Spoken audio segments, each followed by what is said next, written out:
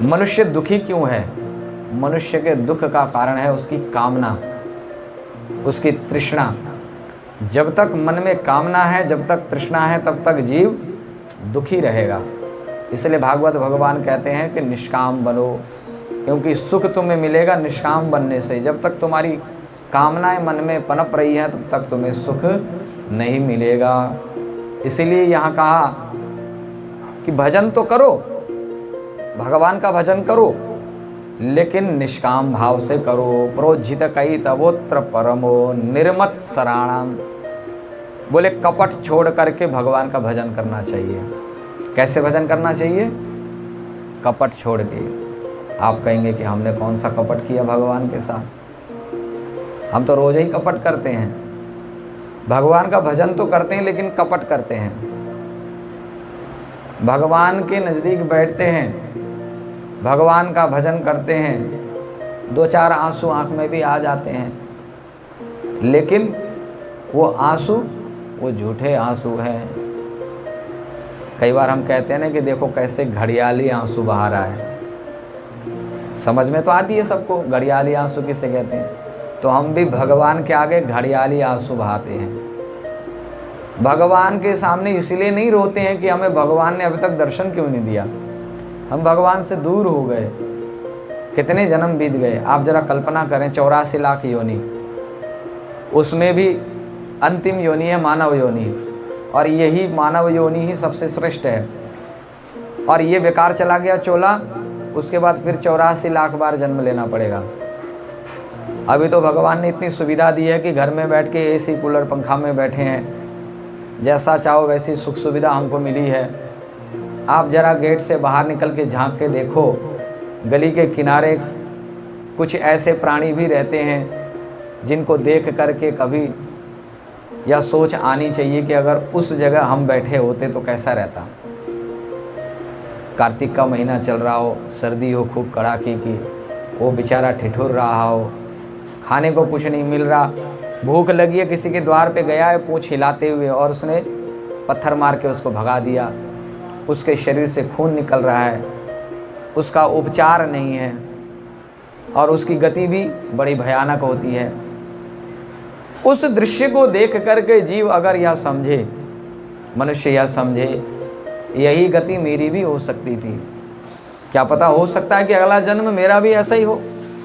कोई पक्का तो नहीं है कि मनुष्य बन के जन्म लिया है तो अगला जन्म भी हमारा मनुष्य का ही होगा। हम जैसा कर्म करेंगे उस कर्म के अनुरूप ही भगवान हमको फिर जन्म देते हैं। तो बोली कि हम भगवान के साथ कपट करते हैं। भगवान ने बड़ा अच्छा सुंदर शरीर दिया हमको, सुंदर मानव जीवन दिया, उसके बाद हम भगवान के नज़दीक बैठते हैं तो हम भगवान से भगवान को नहीं मांगते, हम भगवान से उन पदार्थों को मांगते हैं जिन पदार्थों के कारण हम पुनः पुनः दुख को प्राप्त करते हैं, और अपने दुख को मिटाने के लिए पुनः पुनः भगवान को जा कर के हम दुख देते हैं। विविध कामनाएं हमारे मन में रहती हैं। जब भी ईश्वर के सामने बैठते हैं तो ईश्वर के सन्मुख हम कामनाओं को लेकर के बैठते हैं, जो कि भगवान को कतई पसंद नहीं है। भगवान कहते हैं कि तू मेरी संतान है, तुझे किस बात की कमी मैंने रखी है, तुझे सारा शरीर मैंने जो है संपूर्ण तेरा शरीर स्वस्थ और समग्र रूप से परिपूर्ण दिया है। अगर एक आंख हम दान करें, हॉस्पिटल में जाकर के एक आंख किसी को डोनेट कर दें, एक आंख की भी कीमत है। लोग जाकर के डोनेट करते हैं ना, डोनेशन देते हैं, किडनी डोनेट कर देते हैं, नेत्रदान करते हैं, अंगदान करते हैं। उस अंग की कितनी महिमा है, कितनी कीमत है। भगवान ने जो चीज़ हमें दिया है वो पहले से ही इतनी कीमती है, उसका कोई मोल नहीं है।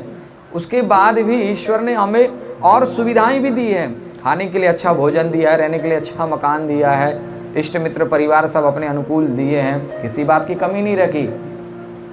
हम संसार के लिए पूरा वक्त निकालते हैं, लेकिन थोड़ा सा भी वक्त ईश्वर के लिए नहीं निकालते हैं। ईश्वर के नज़दीक भी होते हैं तो उस बीच में भी संसार ही होता है, संसार के लिए ही हम उससे बातें करते हैं, उससे मांग रखते हैं। भगवान कहते हैं कि भाई निष्काम बनो, मेरे पास जब भी आओ तो निष्काम भावना से आओ। तुम नहीं मांगोगे तो भी मैं तुम्हें दूंगा, उतना दूंगा जो तुम्हें देना मुझे जरूरी लगेगा। तुम्हारे मांगने से जो वस्तु तुम्हें दी जाएगी एक दिन वो वस्तु भी नष्ट हो जाएगी, फिर तुम रोना रोओगे। इसलिए बोले कि भागवत में जिस धर्म की महिमा गाई गई है वह है निष्काम भक्ति रूपी धर्म की, निष्काम प्रेम की महिमा गाई गई है। कि भगवान के साथ कपट छोड़ करके भगवान का भजन करना चाहिए। भगवान का भजन कैसा करना चाहिए? तो महात्माओं ने एक सूत्र दिया। महात्माओं ने कहा कि भगवान का बनकर भगवान के लिए ही भगवान का भजन करना चाहिए। कैसे भजन करना चाहिए? भगवान का बनकर और भगवान के लिए ही भगवान का भजन करना चाहिए। लेकिन हम कैसे करते हैं? संसार का बनकर और संसार के लिए भगवान का भजन करते हैं। हम भगवान का बन के भजन नहीं करते, संसार का बन के। मान लो कि बेटे की नौकरी नहीं लगी तो कहाँ जाओगे सुनाने के लिए? भगवान के पास। तो किसके बन के गए? बेटे के बन के गए ना, उसकी ओर से डिमांड लेकर के गए हो कि प्रभु आए हमारा काम बना दो। संसार का बनकर, संसार के लिए, भगवान के लिए नहीं, संसार के लिए हम भजन कर रहे हैं। ये क्या है? ये कपट है, ये धोखा है। और जा कर के हम मन्नत भी मांगते हैं। जब कोई काम पूरा नहीं हो तो मन्नत भी मांगते हैं, कहते हैं कि प्रभु तो मेरे काम बना दे, मैं चलिया करवाऊंगी, मैं तेरे यहाँ आऊँगी और तेरे यहाँ आकर के मैं ये चढ़ाऊँगी वो चढ़ाऊँगी। तो हमने भगवान को बंधन में डाल दिया। भक्ति का अर्थ होता है प्रेम, और प्रेम कभी भी बंधन में नहीं डालता है, अगले को स्वतंत्र कर देता है, उसको स्वतंत्रता देता है। हालांकि प्रेम में एक बंधन है, लेकिन वो बंधन मीठा है, लेकिन फिर भी जिससे प्रेम किया जाता है उसको निर्भीक किया जाता है, निर्भय कर दिया जाता है। प्रेम करने वाला किसी से डरता नहीं है, उसको निर्भीक कर देते हैं। उसको मालूम है कि मुझसे जो प्रेम करता है वो मेरा ख्याल रखता है, वो मेरे लिए ही सोचता है। तो हम ईश्वर से प्रेम ना करके हम जगत से प्रेम करते हैं। जगत से प्रेम करते हुए जब हम ईश्वर के नज़दीक बैठ के उसका भजन करते हैं तो भजन नहीं होता है। इसीलिए प्रायः सबकी समस्या होती है कि भजन में मन नहीं लगता है। भजन करते ही कहाँ हो जो भजन में मन लगेगा? भजन करोगे तो मन लगेगा ना, भजन तो कोई करता नहीं है। संसार को हाथ में पकड़ के संसार के नाम की माला जपी जा रही है। अगर एक माला हमने जप भी ली तो माला किस लिए जपी जा रही है? संसार की कामना के लिए। तो भजन तो संसार का हुआ, वो भगवान का भजन तो नहीं हुआ। तो वो भजन नहीं हुआ, वो तो चिंता हो गई। चिंता का चिंतन हो रहा है, चिंता का चिंतन हो रहा है, भजन नहीं हो रहा है, इसीलिए मन नहीं लग रहा है। आप सब कुछ छोड़ करके केवल भगवान के लिए ही भजन करना है। कुछ देर बैठो, ज़्यादा देर मत बैठो, आप करके देखो। कुछ देर बैठो, केवल भगवान के लिए बैठो, भगवान अपने आप मन लगा देंगे। अरे कोई हमारे नज़दीक बैठना चाहेगा तो हमारा फर्ज नहीं बनता कि उसका मन लगा के रखें। अब आप लोग हमारे साथ बैठे हैं तो हम आपका मन लगाएंगे कि नहीं? हम आपकी बात समझेंगे, हमको लगेगा आपको नींद आ रही है तो एक दो भजन भी सुना देंगे, नहीं? तो हम जब आपका ख्याल रखते हैं कि आपका मन लगा रहे बराबर हमारे साथ, क्योंकि आप हमारे नज़दीक बैठे हैं, तो क्या ईश्वर को इतनी फिक्र नहीं है? जिस दिन हमारे मन में आ जाएगा कि हमने भगवान के लिए भजन करना है और केवल भगवान का बन के, फिर देखो आप, भगवान अपने आप मन लगा देंगे।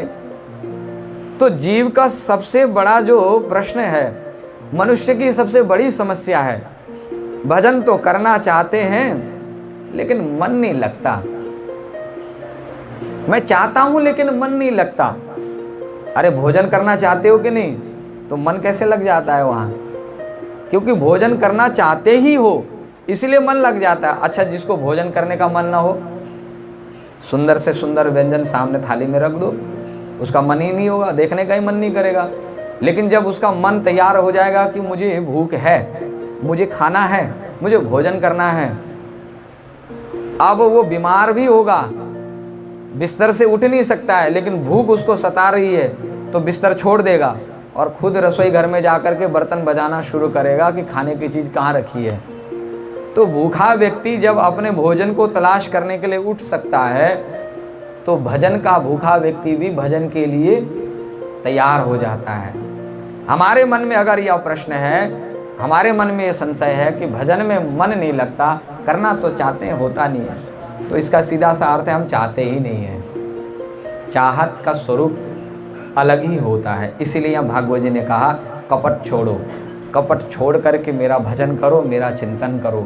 कपट यही है कि तुमने नाता संसार के साथ जोड़ रखा है और आवश्यकताएं मेरे साथ जोड़ दी है कि भाई संबंध तो हमारा संसार के साथ ही रहेगा और आवश्यकताओं की पूर्ति तुम्हें ही करनी पड़ेगी, क्योंकि हमने सुना है कि भगवान सबकी सुनता है, इसलिए भाई तुम तो हमारी इच्छाओं को पूरी करो। ये सबसे बड़ा कपट है।